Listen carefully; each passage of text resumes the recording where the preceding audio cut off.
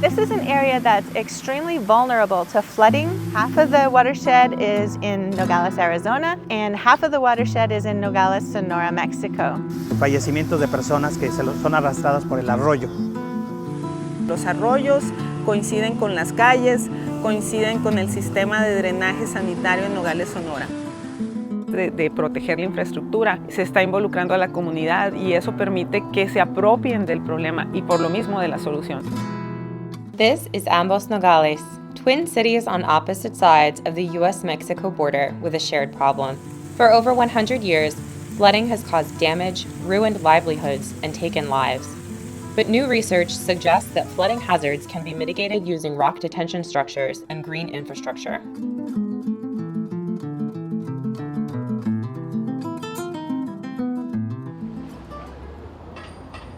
Over 300,000 people call Ambos Nogales home, many of whom reside in colonias, vulnerable communities on the US-Mexico border that lack adequate housing or infrastructure, like water and sewer lines, and are in general not well equipped to handle the perils associated with extreme flooding.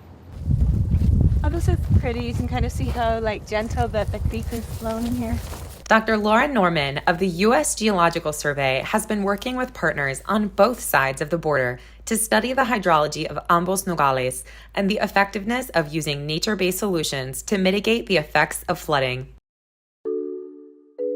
When it rains in Nogales, the water comes into the mountain fronts and is channeled across the colonias and into the arroyos and down into the floodplain at Ambos Nogales.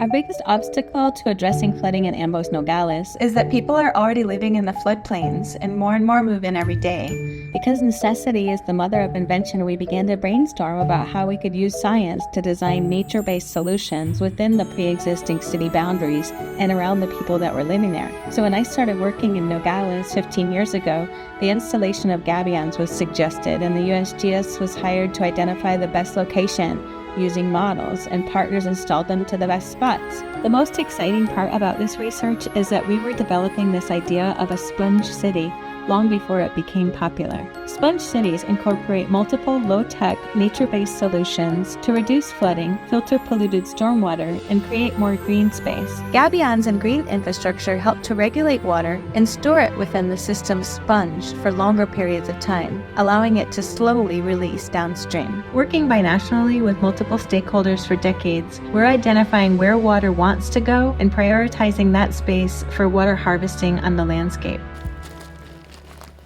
Ahorita mismo estoy parado en una infraestructura de gabión que tiene el principal objetivo de retener sedimentos aguas arriba cuando se presentan fuertes lluvias, reducir la velocidad para que aguas abajo esta cantidad de agua no cause daños o estragos a la población. En contraste, si este tipo de infraestructura no estuviese situada en este lugar, ocasionaría un problema muy grave de erosión y al momento de bajar aguas arriba, corrientes muy fuertes, inclusive pudiese generar desastres materiales, pero lo peor, pérdidas humanas que transitan por esta zona en donde estas aguas caudalosas pasan y causan todo ese tipo de estragos. Este proyecto inició en 2006, 2007, 21 puntos que eran factibles para construir este tipo de infraestructura y poder ayudar a mitigar el problema de inundaciones en Ambos Nogales. Se ha continuado con estos proyectos que son de gran utilidad porque son de menor costo, pero con gran utilidad porque detienen el agua, se filtra a través de la cortina de gaviones y tiene un menor impacto hacia el arroyo Los Nogales. Using hydrologic models, I was able to retrofit gabions and green infrastructure in various channels and urban areas to consider their impact.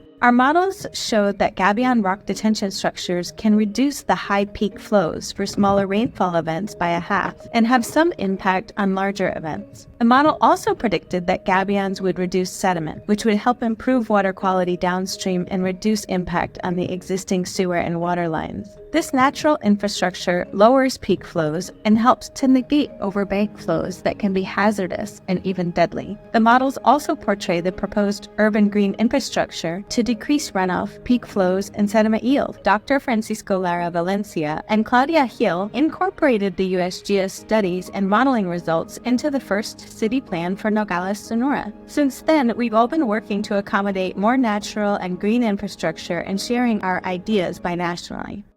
Francisco has also been instrumental in organizing events for middle school students to plant green gardens throughout Ambos Nogales. One important aspect that we were able to accomplish is to show the students in the middle school from Nogales-Sonora, Nogales, Arizona, that whatever they do in their little space, their home, their school, has implication for the whole watershed.